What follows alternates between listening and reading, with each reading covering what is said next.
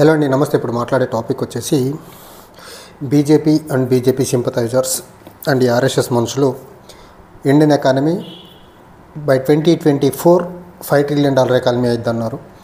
ఈ రోజుకి మనం చూసుకుంటే 4.2 or 4.3 trillion ఉంది.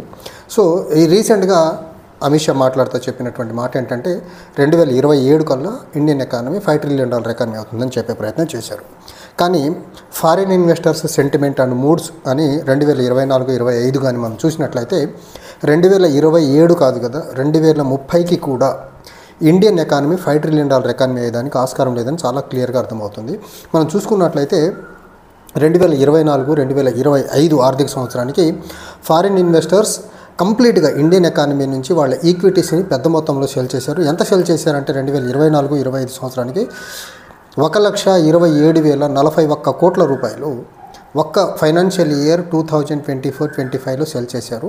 ఓవరాల్గా చూసుకుంటే ఒక్క మార్చి నెలలో మాత్రం కొంచెం స్లో డౌన్ అయింది.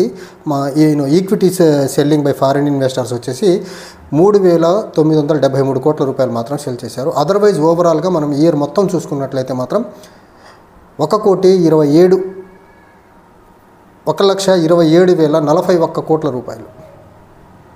సో ఓవరాల్గా ఇండియన్ ఎకానమీ నుంచి ఫారిన్ ఇన్వెస్టర్స్ గత సంవత్సర కాలంలో తీసేసిన డబ్బులు అవి. అండ్ ఓవరాల్గా లాస్ట్ 5 ఇయర్స్లో చూసుకుంటే 3 సంవత్సరాల పాటు 2019 నుంచి 2025 వరకు 5 సంవత్సరాల కాలం చూసుకుంటే నెట్ 3 ఇయర్స్లో ఫారిన్ ఇన్వెస్టర్స్ వాళ్ళ డబ్బు పెద్ద మొత్తంలో తీసేసుకొని ఇక్కడ ఇండియా నుంచి అబ్రాడ్కి వెళ్ళిపోయే ప్రయత్నం చేశారు. ఈ నెట్ 5 ఇయర్స్ కానీ ఫారిన్ ఇన్వెస్టర్స్ వాళ్ళ డబ్బుని పెద్ద మొత్తంలో విదేశాలకి ఇక్కడ నుంచి ఇండియన్ ఎకానమీ నుంచి తీసేయకుండా ఉంటే అట్లీస్ట్ కొంచెంలో కొంచెమన్నా $5 trillion ఎకానమీ అయ్యేదానికి ఆస్కారం ఉంది. ఈ లాస్ట్ 5 ఇయర్స్లో 3 ఇయర్స్ తీసేయడం వల్ల నరేంద్ర మోదీ ఇచ్చినటువంటి మాట ఏదైతే ఉందో 2024 అవుతుందని అవ్వలేకపోయింది. ఇప్పుడు చూస్తుంటే 2024-2025 ఎన్నికలు అయిన తర్వాత కూడా మార్కెట్లో ఇన్వెస్టర్స్ మూడ్లో చేంజ్ రాకపోవడం వల్ల ఖచ్చితంగా 27 కాదు కదా 30 కూడా $5 trillion ఎకానమీ అయ్యేదానికి ఆస్కారం లేదు. నంబర్ 1. ఈ రోజు మనం చూసుకున్నట్లయితే డొనాల్డ్ ట్రంప్ టారిఫ్ మెజర్స్ ఏవైతే ఉన్నాయో వాటి భయానికి ఈ రోజు కూడా స్టాక్ మార్కెట్లో సెన్సెక్స్ అయితే 1,390 పాయింట్లు పడిపోయింది కిందికి. ఈ రకంగా ఫారిన్ ఇన్వెస్టర్స్ పెద్ద మొత్తంలో డబ్బులు తీసుకుంటూ వెళ్ళటం వల్ల స్టాక్ మార్కెట్ కూడా వీక్లీ 5 days ట్రేడ్ జరిగితే మ్యాక్సిమం 3 days అయితే నెగిటివ్ టెరిటరీలోనే ట్రేడ్ చేస్తూ ఉంది ఇండియన్ స్టాక్ మార్కెట్. ఇక్కడ మనం ప్రధానంగా 2 అంశాలు మాత్రం చాలా అద్భుతంగా ఇండియన్ స్టాక్ మార్కెట్ని ఇండియన్ ఎకానమీని ఎఫెక్ట్ చేసేదానికి ఉంది. అందులో ఒకటి వచ్చేసి గ్లోబల్ అమెరికన్ టారిఫ్ మెజర్స్ ఏవైతే ఉన్నాయో ఆ భయాందోళనలు ఇన్వెస్టర్స్లో పెద్ద మొత్తంలో ఉన్నాయి. Second, inconsistent nepotism policies of Narendra Modi government. ఏదైతే క్రోనీ క్యాపిటలిజాన్ని నెపోటిజం అదానీ అంబానీల కోసం తీసుకొస్తున్నటువంటి పాలసీస్ ఏవైతే ఉన్నాయో దీనివల్ల కూడా గ్లోబల్ ఇన్వెస్టర్స్ ఇండియన్ ఎకానమీలో వచ్చి డబ్బు పెట్టేదానికి సాహసించట్లేదు. And demonetization as well GST తర్వాత ఇండియన్ ఎకానమీ కంప్లీట్గా ఒక ట్రాక్లో వెళ్తున్నటువంటి ఇండియన్ ఎకానమీ మొత్తాన్ని డీరైల్ చేసి పడేశాడు నరేంద్ర మోదీ ప్రభుత్వం. అప్పటి నుంచి ఈ రోజు వరకు ఇండియన్ ఎకానమీ కోలుకునేదానికి సాహసం లేదు. ఒక పక్క ఇండియన్ ఎకానమీలో డొమెస్టిక్ ఇన్వెస్టర్స్ డబ్బు పెట్టేదానికి సాహసంగా లేరు.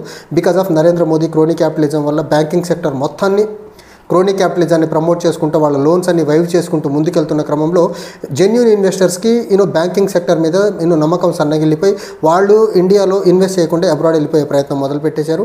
రెండో పక్క ఈ డిమానిటైజేషన్ GST వల్ల ఇండియన్ ఎకానమీలో ప్రపంచ ఎకానమీలో అడ్వాన్స్డ్ ఎకానమీ చైనీస్ ఎకానమీ అయినా black money is bound to be there. So black money లేకుండా ఎకానమీ ముందుకు వెళ్తుంది, ఎకానమీ సస్టైన్డ్ గ్రోత్ అవ్వకుంటూ వెళ్తుంది అంటే కుదరదు. నరేంద్ర మోదీ డిమానిటైజేషన్ తీసుకొచ్చింది ఎందుకంటే పొలిటికల్ అపోనెంట్స్ని దెబ్బకొట్టేదానికి తీసుకొచ్చాడు. పొలిటికల్ అపోనెంట్ని దెబ్బకొట్టి సక్సెస్ అయ్యాడు 2017లో. కానీ దానికంటే పెద్ద దెబ్బ ఇండియన్ ఎకానమీ మీద కొట్టాడు, ఇండియన్ ఎంప్లాయ్మెంట్ జనరేషన్ మీద కొట్టాడు. ఇండియాలో ఉన్నటువంటి ఎకనామిక్ యాక్టివిటీస్ మొత్తం పర్టికులర్లీ అన్ఆర్గనైజ్డ్ సెక్టర్ మీద దెబ్బ కొట్టడం వల్ల ఈ రోజుకి కోలుకోలేని పరిస్థితి. కోలుకోకపోగా 2019 నుంచి ఫారిన్ ఇన్వెస్టర్స్ ఎవరైతే ఉన్నారో మెల్లమెల్లగా వాళ్ళు డబ్బులు తీసుకుంటూ బయటికి వెళ్ళటం వల్ల ఇండియన్ ఎకానమీ కంప్లీట్గా డీరేల్ అయిపోయి 2024 కావాల్సిన $5 trillion ఎకానమీ 2024 అవ్వలేదు, 2027 అంటున్నారు, 2027 కావదు, 2030కి అయితే మాత్రం చాలా గొప్పగా అయినట్టు మాత్రం చూసుకోవాల్సి ఉంటుంది. ఇక్కడ మనం ప్రధానంగా చూసుకున్నట్లయితే లాస్ట్ అక్టోబర్ నుంచి అక్టోబర్ 2024 నుంచి పెద్ద మొత్తంలో డొమెస్టిక్ ఇన్వెస్టర్స్ డబ్బులు ఇండియా నుంచి ఫారిన్ ఇన్వెస్టర్స్ ఇండియన్ ఎకానమీ నుంచి డబ్బులు తీసుకుని బయటకు వెళ్ళే ప్రయత్నం అయితే చేశారు. And the next investment previous physical year మనం చూసుకున్నట్లయితే 2,08,212 కోట్ల రూపాయలు ఇన్వెస్ట్మెంట్ ఇండియన్ మార్కెట్ నుంచి బయటకు వెళ్ళిపోయింది లాస్ట్ ఫైనాన్షియల్ ఇయర్. నెట్ అంటే both domestic as well as foreign investors చూసుకుంటే, అండ్ ప్రధానంగా ఈ రిలెంట్లెస్ సెల్లింగ్ ఏదైతే జరుగుతూ ఉందో లాస్ట్ అక్టోబర్లో డొనాల్డ్ ట్రంప్ అమెరికన్ ప్రెసిడెంట్ అయిన దగ్గర నుంచి ప్రోయాక్టివ్ మెజర్స్ అమెరికన్ ఎకానమీ తీసుకోవడం వల్ల and make America great again అనే పాలసీస్ వల్ల అమెరికన్ బాండ్ వాల్యూ పెరగడం వల్ల ప్రపంచంలో వివిధ దేశాల నుంచి పెద్ద మొత్తంలో డబ్బులన్నీ తీసుకుని అమెరికాలో వెళ్ళి పెట్టుబడులు పెట్టే ప్రయత్నం చేస్తున్నారు. దీనివల్ల ఇండియన్ ఎకానమీ మీద పెద్ద మొత్తంలో దెబ్బ పడిపోయింది. అండ్ ఇంకోటి ఇక్కడ మనం చూసుకున్నట్లయితే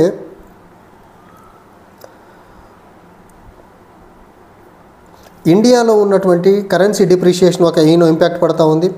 తర్వాత అర్నింగ్స్ ఇండియన్ ఎకానమీలో వచ్చే అర్నింగ్స్ కూడా తగ్గిపోతున్నాయి ఫారిన్ ఇన్వెస్టర్స్కి.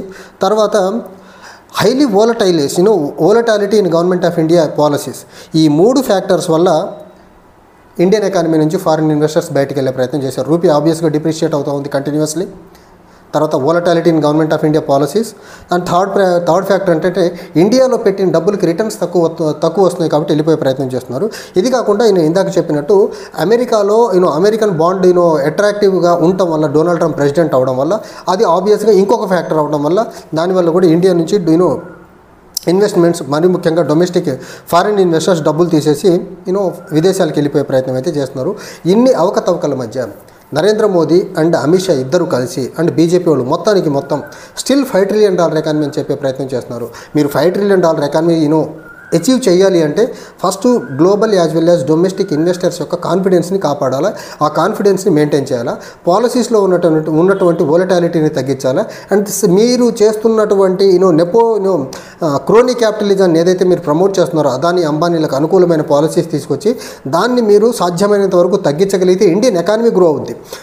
అలా కాకుండా మీరు అదాని అంబానీలకు అనుకూలమైన పాలసీలు తీసుకొచ్చి క్రోనీ క్యాపిటలిజాన్ని ప్రమోట్ చేసుకుంటా ఇండియాలో బ్యాంకింగ్ సెక్టర్ని వీక్ చేసుకుంటా ముందుకెళ్తే అదాని అంబానీ బీజేపీ ఆర్ఎస్ఎస్ బాగుంటుంది, కానీ దేశం మాత్రం ఇబ్బందుల్లోకి వెళ్ళిపోతుంది. ఎంప్లాయ్మెంట్ జనరేషన్ పాయింట్ ఆఫ్ వ్యూలో అవనివ్వండి, రూపీ డిప్రిషియేషన్లో అవనివ్వండి, ఆర్ఎల్స్ ఎకానమీ స్లగిష్ గ్రోత్ రేట్లో అవనివ్వండి, లేకపోతే ఎకానమీలో ఉన్నటువంటి డిఫరెంట్ సెక్టార్స్ యొక్క గ్రోత్ రేట్ పడిపోయి ఇంకా దేశంలో అన్ఎంప్లాయ్మెంట్ పెరిగిపోయి దేశంలో మెజారిటీ ప్రజలు పేదరికంలో వెళ్ళేదానికి ఆస్కారం ఉంటుంది. కానీ నరేంద్ర మోదీకి ఈ పాలసీలు, domestic investors, foreign investors and వీళ్ళ సెంటిమెంట్స్, రూపీ డిప్రిషియేట్ అవుతుంది దాన్ని కట్టడి చేసేదానికి చర్యలు, ఇలాంటివి ఏం పట్టవు. ఆయనకు పట్టిందల్లా ఒకటే, మతపరమైన రాజకీయాలు, ప్రాంతాలను విడగొట్టే రాజకీయాలు, కుదిరితే భాషల ద్వారా రాజకీయాలు చేసే ప్రయత్నాలు తప్ప దేశంలో ఎకానమీని స్టడీ మేనర్లో గ్రోత్ చేసుకుంటూ ముందుకెళ్ళి ఈయన 2047 వరకు ప్రధానిగా ఉండరు. కానీ ఆ వికసిత భారత్ 2047కు సాధించాలంటే సాలిడ్ పాలసీ ఫౌండేషన్ వేసే ప్రయత్నం చేస్తే బాగుంటుంది. కానీ వీళ్ళకు పాలసీ ఫౌండేషన్ అంటే ఏంటో కూడా తెలియదు. కాబట్టి ఖచ్చితంగా 2027కి అమిత్ షా చెప్తున్నట్టు ఇండియన్ ఎకానమీ $5 ట్రిలియన్ ఎకానమీ అయ్యేదానికి నెక్స్ట్ టు ఇంపాసిబుల్. ఈ రకంగా ఫారిన్ ఇన్వెస్టర్స్ డబ్బులు తీసుకొని బయటకు వెళ్ళిపోవడం, డొమెస్టిక్ ఇన్వెస్టర్స్ కూడా జెన్యూన్గా బిజినెస్ చేసేవాళ్ళు గవర్నమెంట్ ఆఫ్ ఇండియా పాలసీస్లో వేగలేక విదేశాలకు వెళ్ళి పెట్టుబడులు పెడుతున్న విధానం చూస్తుంటే మాత్రం ఖచ్చితంగా $5 ట్రిలియన్ ఎకానమీ సాధించడానికి ఆస్కారం లేదు. ఫ్యాక్టర్ 1. సెకండ్ ఫ్యాక్టర్, ఇండియన్ ఎకానమీలో ఎకనమిక్ గ్రోత్ మొమెంటం అందకుండా అండ్ వర్క్ ఫోర్స్లో మరీ ముఖ్యంగా ఎంప్లాయ్మెంట్ జనరేషన్ పెంచకుండా అండ్ మనీ ఎక్కువ సర్క్యులేషన్ మార్కెట్లో తీసుకురాకుండా $5 ట్రిలియన్ ఎకానమీ సాధించడానికి ఆస్కారం అయితే అట్లీస్ట్ 2030 వరకు అయితే జరిగేదానికైతే ఆస్కారం లేదు. Thank you.